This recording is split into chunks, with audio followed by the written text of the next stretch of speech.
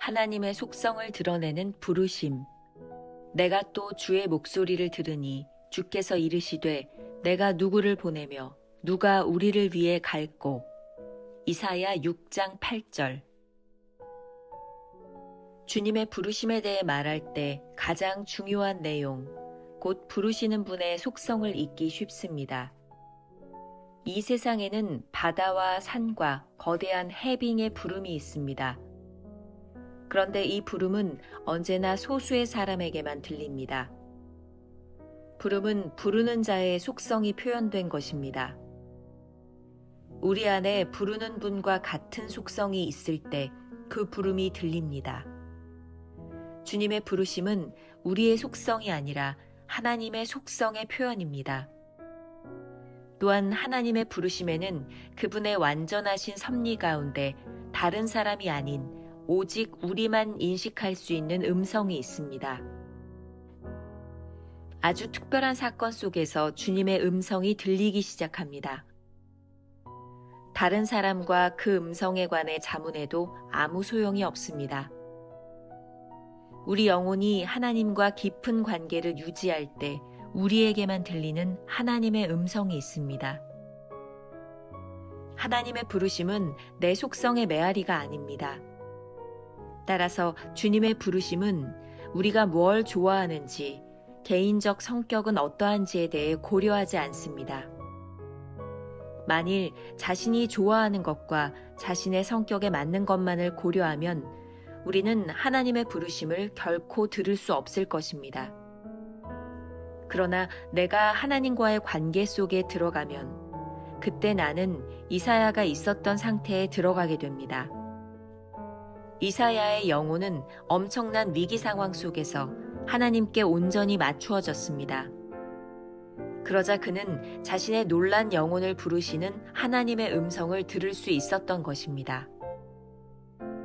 우리 대부분은 자신의 음성만을 들을 귀가 있기에 하나님의 음성을 듣지 못합니다. 하나님의 부르심의 영역 속에 들어가려면 우리에게 근본적인 깊은 변화가 있어야 합니다. 주님은 나의 최고봉 새벽 묵상 오늘 16번째 시간이 되었습니다. 설 명절이 본격적으로 시작되어지고 있죠. 설 명절이라 여러분들 오고 가는 길 가운데 여러분들 안전하게 또한 건강하게 설 명절 잘 보내시라고 믿고 기도하도록 하겠습니다. 오늘 말씀 제목은 하나님의 속성을 드러내는 부르심. 제목부터가 쉽지 않습니다. 그런데 오늘 말씀도 우리들에게 주는 깊은 교훈이 있다라는 사실, 오늘 말씀 역시 두 가지 대지로 나누어서 살펴보도록 하겠습니다. 첫 번째, 우리를 부르시는 분. 금요일에 나누었던 묵상을 통해 우리는 챔버스의 소명에 대한 아주 독특한 관점을 보았습니다. 만일 이 부분에서 여러분들이 이해가 되지 않는다면 조금 뒤로 가서 금요일 날 것들을 다시 한번 들어보시고 이 말씀을 다시 한번 들어보시면 좋을 것 같습니다. 독특한 관점이 무엇인가? 이사야의 부르심은 그를 향한 특정한 부르심이 아니었다. 하나님의 음성을 구별할 수 있었기 때문에 이사야가 들을 수 있었다. 기억나시나요? 챔버스는 오늘 말씀을 통해서 우리를 부르시는 하나님의 속성에 대해서 말하고 있습니다. 금요일에는 어떻게 부르셨는가라는 주제를 가지고 나누었다면 오늘은 우리를 부르시는 분은 어떤 분인가, 그러한 이야기를 나누려고 하는 거예요. 다시 한번 말하면 누구에게나 들릴 수 있는 그 말씀이 소수에게만 들린다라는 것이죠. 즉 우리를 부르시는 하나님의 속성과 우리들 속에 있는 우리의 속성이 같아질 때 그 부르심을 들을 수 있다라는 말입니다. 챔버스의 말을 조금 인용합니다. 또한 하나님의 부르심에는 그분의 완전하신 섭리 가운데 다른 사람이 아닌 오직 우리만 인식할 수 있는 음성이 있습니다. 아주 특별한 사건 속에서 주님의 음성이 들리기 시작합니다. 다른 사람과 그 음성에 관해 자문해도 아무 소용이 없습니다.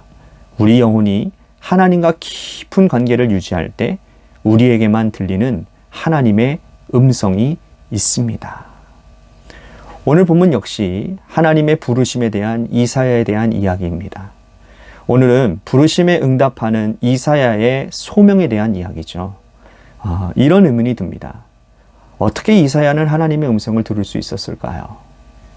제가 오늘 우리들이 가장 이해할 수 있는 방식으로 제가 설명한다면 이런 말이 될 것 같습니다. 주파수라는 거죠. 여러분, 주파수가 뭔가요? 전파에는 이 파장이 아주 광범위하게 있다고 하죠.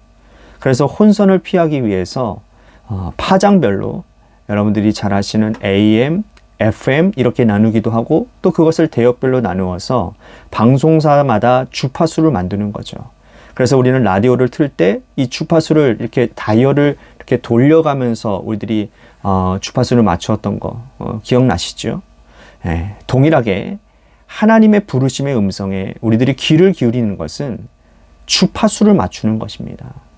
좀 더 극단적으로 이야기한다면 우리들이 아무리 좋은 라디오를 가지고 있어도 절대로 텔레비전 방송을 볼 수 없는 것이죠. 이것은 근본적으로 다른 것입니다. 그러니까 우리들이 자신의 근본적인 변화가 우리 가운데 없다면 하나님과 우리들 사이의 주파수를 맞출 수가 없다라는 겁니다. 다시 말씀드린다면 우리의 변화가 있지 아니하면 아무리 하나님의 음성을 들으려고 해도 우리는 들을 수 없다라는 겁니다. 여러분, 이런 생각해 보셨나요? 하나님은 어떠한 주파수를 통해 우리들에게 말씀하실까요? 아니, 우리가 맞추어야 되는 하나님의 영역은 어떤 것일까요?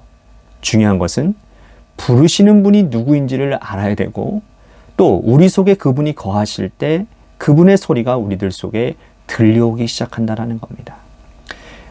애착관계라고 하는 실험이 있었다고 합니다. 출산한 지 얼마 안 된 엄마들, 아기들을요, 한 방에다가 엄마들만 모아놓고 또 한 방에는 아기들만 모아놓고 지내는 거예요. 처음에는요, 한밤중에 한 아이가 울면 모든 엄마들이 다 깬답니다. 혹시 내 아이가 우는 것은 아닐까 하고 말이죠. 그런데 어느 정도 시간이 지나면 한 아이가 울 때 유독 그 아이의 엄마만 눈을 뜬다라는 겁니다. 이미 그 엄마와 아이 사이에 울음소리라고 하는 이 관계를 통해서 애착 관계가 형성되기 때문인 것이죠. 하나님과 우리들 사이의 부르심도 이렇지 않을까요? 처음에는 우리들이 잘 알아들을 수는 없지만 하나님과 우리들 사이의 관계 속에 애착 관계가 만들어지면 그때부터 하나님의 음성이 들리기 시작하는 것이죠. 챔버스는 우리의 신앙에 중요한 오류를 지적하기도 합니다. 우리를 부르시는 분의 음성을 자꾸 다른 누군가를 통해서 들으려고 하는 그 시도, 그리고 다른 누군가가 나를 조종하도록 내버려 두는 그런 시도들 말이죠. 부르심은 철저하게 하나님과 나 사이의 관계임을 잊지 말아야 합니다. 그러니 하나님을 더 깊이 알아가려고 우리들이 노력을 해야 한다는 거예요. 우리들이 기억해야 될 현철 목사의 한 줄 노트. 우리가 하나님을 잘 알면 알수록 우리들 속에서 부르심이 명확해집니다. 두 번째 주제입니다. 부르심을 들으려면 아주 흥미롭고 진지하게 보아야 될 것이 하나 있습니다. 하나님이 우리를 부르실 때 우리의 기질과 우리의 취향을 고려하기보다는 하나님의 성품에 순종하려는 마음이 있어야 된다는 거예요. 결국 하나님의 기질과 속성 앞에 우리가 순종할 마음이 없다면 절대로 하나님의 음성을 들을 수 없다라는 겁니다.